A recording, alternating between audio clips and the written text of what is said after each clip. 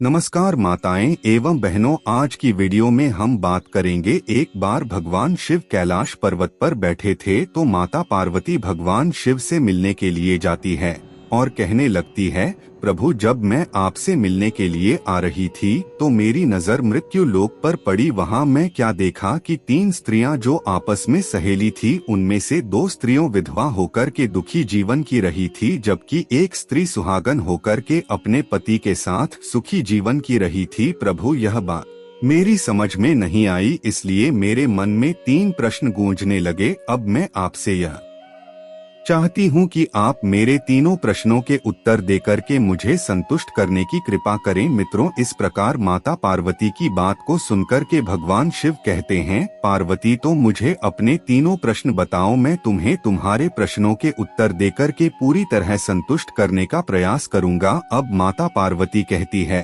प्रभु मेरा पहला प्रश्न है, कौन सी स्त्री समय से पहले विधवा हो जाती है? मेरा दूसरा प्रश्न है, कौन सी स्त्री को जीवन में कभी सुख नहीं मिलता? और मेरा तीसरा प्रश्न है, कौन सी चीज ऐसी है जो एक पत्नी अपने पति को मांगने से भी नहीं देती? मित्रों, इस प्रकार माता पार्वती के प्रश्न सुनकर के भगवान शिव कहने लगे, पार्वती तुम जिन स्त्रियों की बात कर रही हो उनमें से 2 स्त्रियों विधवा होकर के अपना दुखी जीवन की रही है और वहीं पर एक स्त्री सुहागन होकर के अपने पति के साथ में अपना सुखी जीवन की रही है। तुम जानना चाहती हो आखिरकार ऐसा क्यों है? तो मैं तुम्हें एक छोटी सी कहानी सुनाता हूँ। इस कहानी को बहुत ही ध्यान से सुना। आधी अधूरी कहानी सुनने वालों को आधा अधूरा ही ज्ञान प्राप्त होता है, जो जीवन में कभी काम नहीं आता, क्योंकि तुम्हारे तीनों प्रश्नों के उत्तर छोटी सी कहानी में समाये हुए हैं। इस कहानी को यदि तुमने ध्यान से सुना तो तुम्हारे तीनों प्रश्नों के उत्तर तो तुम्हें अवश्य मिलेंगे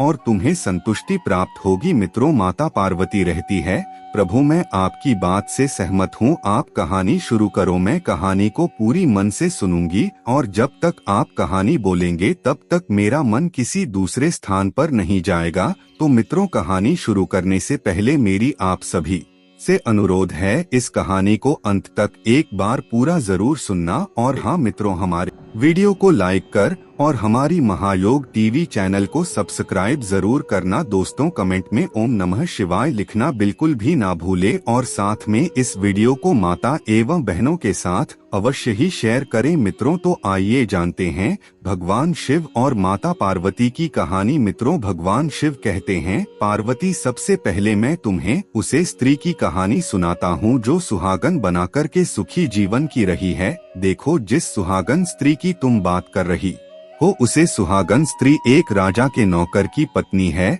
और जी नौकर की वह पत्नी है, उसे नौकर को अपनी पत्नी पर पूर्ण विश्वास और भरोसा है कि वह पतिव्रता है, जिसकी महिमा वह अपने साथियों में बार बार करता है। अब देखो, एक दिन की बात है, उसे राजा के नौकर ने अपनी पत्नी की प्रशंसा इतनी की बात धीरे धीरे फैलते हुए राजा के दरबार तक पहुंच गई। फिर तो राजा ने अपने नौकर को बुलाया और उसे नौकर से कहा कि तुम हर किसी से रहते हो कि तुम्हारी पत्नी पतिव्रता है, क्या वास्तव में आपकी पत्नी पतिव्रता है? आपको पूर्ण विश्वास है? भगवान शिव कहते हैं, पार्वती इस प्रकार राजा की बात सुनकर कि नौकर कहने लगा, महाराज मुझे पूरा विश्वास है और पूरे से भी आगे विश्वास है कि मेरी पत्नी पूरी तरह पतिव्रता है।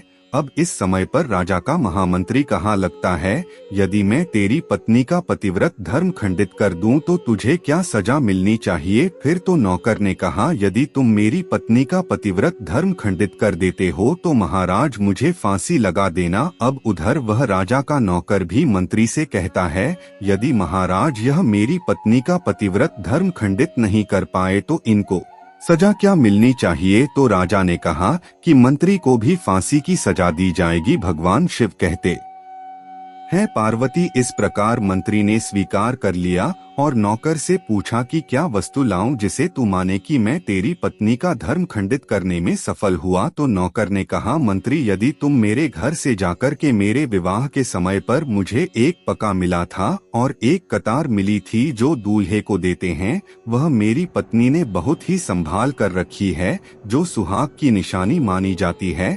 यदि तू पटका और कतर लाकर मुझे दिखा दे तो मैं मान जाऊंगा कि मेरी पत्नी का धर्म तूने पूरी तरह नष्ट कर दिया है। अब भगवान शिव कहते हैं, पार्वती शब्द स्वीकार हो जाने के बाद में वह मंत्री शहर में जाता है और एक ड्यूटी से जाकर मिलता है। वह ड्यूटी हमेशा एक दूसरे से बढ़ने का काम करती थी और जो काम कोई नहीं करता था वह काम करने में वह सक्षम थी। फिर इस प्रकार उसे मंत्री ने उसे स्थिति को अपने स्वार्थ के लिए बुलाया और ड्यूटी से कहा कि देखो, इस नाम का एक व्यक्ति है, उससे मेरी शर्त लगी है। और फिर उसने उसे शर्त के बारे में उसे ड्यूटी को सारा कुछ बता दिया। फिर वह उसे ड्यूटी से कहने लगा कि तू कैसे भी करके उसे स्त्री से मेरा संपर्क करवा दे, तुझे जितना धन चाहिए मैं उतना धन दूंगा। भगवान शिव कहते हैं, पार्वती इस प्रकार मंत्री की बात सुनकर की ड्यूटी कहने लगी, भाई तू उसे औरत के बारे में बात मत कर, वह औरत पूरी तरह से पतिव्रता है,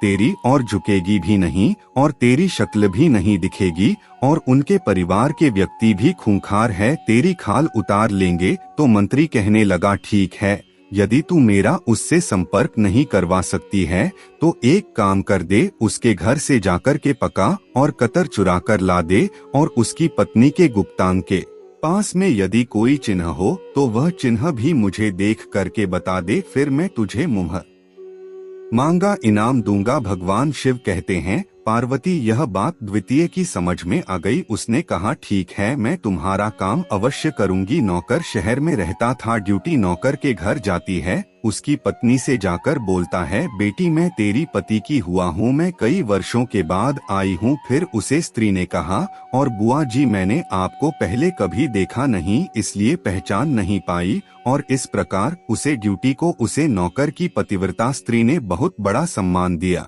मगर उसे क्या मालूम था, उसे नौकर के घर से चुरा ली और वहां से एकदम से भाग गई और जा करके ड्यूटी ने वह पका और कतर मंत्री को दे दिए और उसे पतिव्रता स्त्री के जंग पर तिल की निशानी भी बता दी। भगवान शिव कहते हैं, पार्वती फिर वह मंत्री पका और कटार लेकर के सीधा राजा के दरबार में पहुंचा और राजा से जाकर कहा, महाराज मैं नौकर की पत्नी के पास में 2 दिन बताए हैं और यह पका तथा कतर उसी के हाथों से लेकर आया हूँ। फिर तो राजा ने दरबार लगाया और नौकर को बुलाया तथा महामंत्री से सभा में पका और कतर नौकर को दिखाने के लिए कहा। फिर राजा के आजा प्रकार के मंत्री ने उसे नौकर को पका और कतर दिखाई और उसकी पत्नी की जांघ पर तिल भी बताया। तो नौकर मान गया कि वास्तव में आज मेरी पत्नी ने अपना पतिव्रत धर्म पूरी तरह से भांग करवा लिया। भगवान शिव कहते हैं, पार्वती फिर तो राजा ने फांसी का दिन 15 दिन के बाद में रख दिया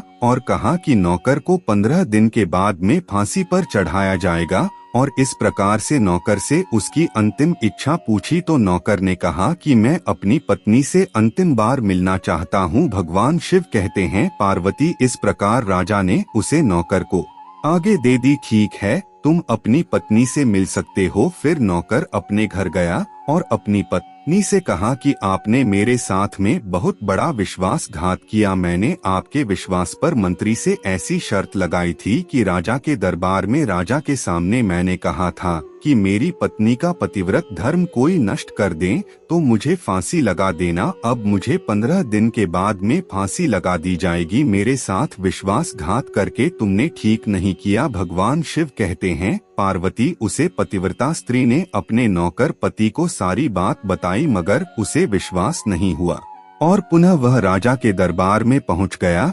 फिर नौकर वापस जाकर के जब पहुंचा तो राजा के दरबार में उसे कैद में डलवा दिया गया। अब उधर नौकर की पतिव्रता धर्म पत्नी ने परमात्मा को याद किया और राजा के दरबार में गई और राजा से नाच दिखाने की आज्ञा मांगी। भगवान शिव कहते हैं, पार्वती उधर नौकर की पतिव्रता धर्म पत्नी ने परमात्मा को याद किया और अपना भेष बदल कर के राजा के दरबार में गई और राजा से नाच दिखाने की आज्ञा मांगने लगी, क्योंकि वह स्त्री बहुत ही सुंदर थी और उधर राजा शौकीन होते हैं, इसलिए राजा ने आज्ञा दे दी कि सभी मंत्री आदि उपस्थित होकर के सुंदरी का नाच करवाने की पूरी व्यवस्था करें। भगवान शिव कहते हैं, पार्वती फिर तो सब मंत्री महामंत्री राजा आदि दरबार में उपस्थित हुए और फिर उसे नौकर की धर्मपत्नी पतिव्रता स्त्री ने जब नाचना शुरू किया तो राजा को उसे स्त्री का नाच बहुत ही सुंदर लगा और फिर राजा ने कहा, तो मुझे क्या मांगना चाहती हो? तुम जो भी मांगोगे मैं तुम्हें वही दूंगा। भगवान शिव कहते हैं, पार्वती फिर उसे नौकर की पतिव्रता स्त्री ने कहा, महाराज आपकी सभा में मेरा चोर है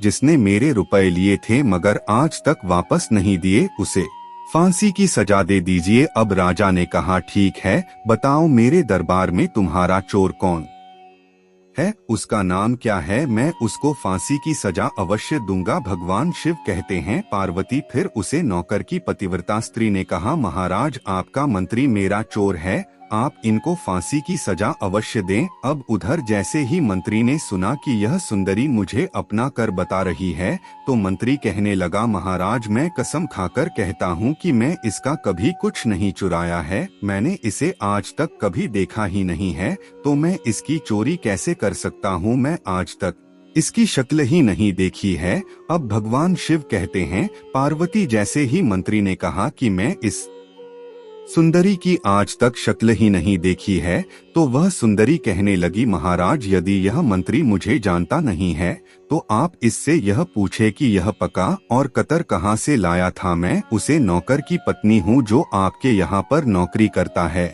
और आप मेरे निर्दोष पति को फांसी चढ़ने वाले हैं। अब मैं आपको पूरी दास्तान सुनती हूँ। यह जो आपका मंत्री है इसलिए मेरे पास में अपनी एक ड्यूटी को भेज करके मेरी जान के दिल का पता लगाया और उसी ने यह पटका तथा कतर चुरा कर की इसको लाकर की थी और आपके मंत्री के द्वारा भेजी गई ड्यूटी जब मेरे घर पर आई थी तो उसने मुझसे कहा था कि वह मेरे पति की हुआ है, वह पहली बार आई है इसलिए मैं उसकी पहचान नहीं सकी और महाराज इस प्रकार मैंने उसे स्त्री को अपने यहाँ पर बहुत बड़ा सम्मान दिया और अपने यहाँ पर ठहरने की उसकी व्यवस्था की। भगवान शिव कहते हैं, पार्वती इस प्रकार उसे नौकर की पतिव्रता स्त्री की बात को सुनकर के राजा ने ड्यूटी को बुलाया, फिर उसे ड्यूटी ने राजा को सारी सच्चाई बता दी जिससे राजा ने उसे नौकर को बरी कर दिया और मंत्री को फांसी पर चढ़ा दिया। भगवान शिव कहते हैं, पार्वती इस प्रकार उसे नौकर की पतिव्रता स्त्री ने